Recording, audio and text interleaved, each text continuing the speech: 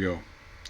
Welcome back to Dr. Stone Anime Review, episode number 45.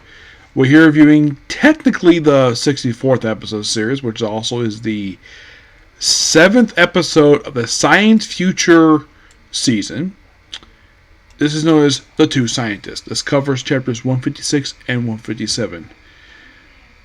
We start off with actually Senku, where he mentioned, how Dr. Zen was basically his mentor, and we flash back to prior to pacification, like years prior to pacification, like I would say roughly 10 years prior to that, because he first kind of was interested when he was a kid. He was 7 years old. So we see him and Taiju, where they're basically trying to put together something to get their actual stuck. So they send email to, of all places, NASA. But they're basically sending it in what their loose definition of English is. So, yeah, and all the scientists, they see it like, yeah, we should probably ignore it. And then we see Dr. Zeno. Pre-petrification Dr. Zeno here. And, by the way, in case you're wondering, do him and Senku ever actually meet each other? In the episode, in this past flashback. Once, very briefly, they briefly saw each other.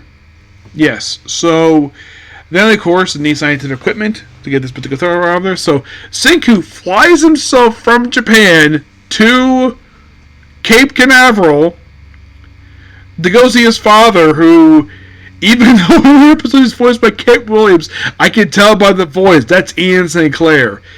Yes, my guess is Kent Williams must have not been available for this episode, so they brought in Ian St. Clair for this character. As I can tell, because I can tell by the voice it's Ian St. Clair.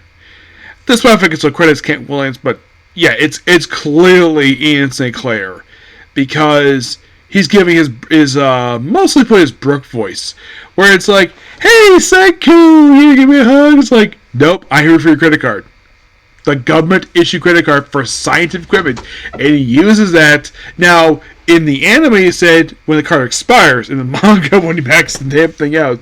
So then he buys a bunch of equipment, builds rockets. He also flies to Africa, and he's basically responding back and forth with Dr. Zen via basically like an iPad.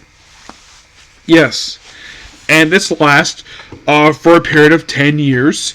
And then we come up to this stuff happened just prior to petrification. We saw it back in episode 1 for the series, where they studied the swallow bird, and where it's like turned to stone. We also see in this flashback, we see petrification versions of Stanley Snyder, Luna, the two guys who are madly in love with her. One tried to propose to her.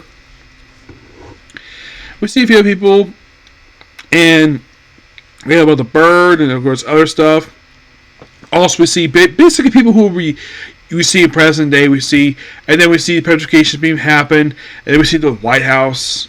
Now, in case you're curious, though, this president, you look at him in the anime, he looks a lot like Donald Trump. I highly doubt, basically, that the writer basically bases President Donald Trump.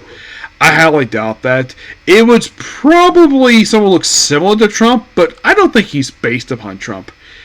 And I did hear, yes, I do know about the Binky image where it was released online, where all because this writer clearly doesn't like Trump, so let's have him get basically killed by a monster. Him and Elon Musk. I'm like, I do not find this funny at all. As a matter of fact, I find good thing I don't read this manga, because I found this to be stupid. Really stupid. It's clearly written by somebody which, of course, apparently probably included this scene in here because it clearly doesn't like what Trump's doing, despite the fact Trump is actually doing his job properly. Despite the fact that basically, well, what people say what he did. Well, at least he's a politician who actually does the stuff he actually said he was going to do anyways. Unlike other politicians, where they would say they do stuff when they run for office, and then when they get in office, they're like, nah, I'm not going to do that. He's doing his job. He's doing what he's supposed to do.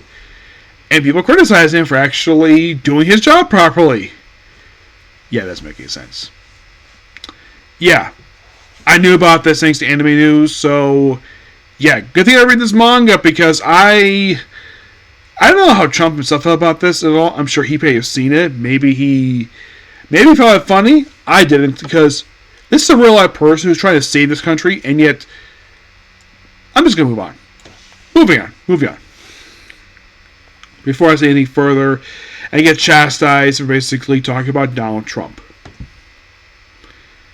Okay, so then petrification happens, and we have Stanley near Zeno, and then he kind of moves over the course of time. Of course, they actually cut this out of the anime.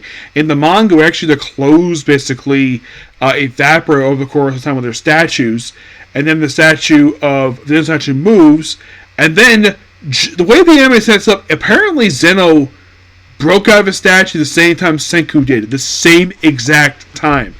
And apparently they had the same neck nearby, and this particular like fluid that could basically not like the Varel fuel, basically a simple type of acid to basically come out of the basically being a statue. And the way it's shown is, they apparently woke up the same exact time. We see a flashback. Now, in case you're curious, though, this flashback you see where Senku gets out of the statue, is that stock footage first episode? Here's a surprise for you. No, that is not stock footage in the first episode we used this very episode. That's actually the manga. Yes, the writer himself redrew this very scene from the first chapter, implying the fact that basically this happened the same period of time. Okay, fine. And next episode is called Locked On, which I'm looking forward to that. But, really good episode. Thoroughly enjoyable. Okay, so that's pretty much a particular review. Please be sure to like, comment, subscribe, turn notifications, and do the dislike button. Well, next up basically is a comic corner. This is going to be quite an interesting one, and then it's back to Free Reign. Okay, for the next video, bye.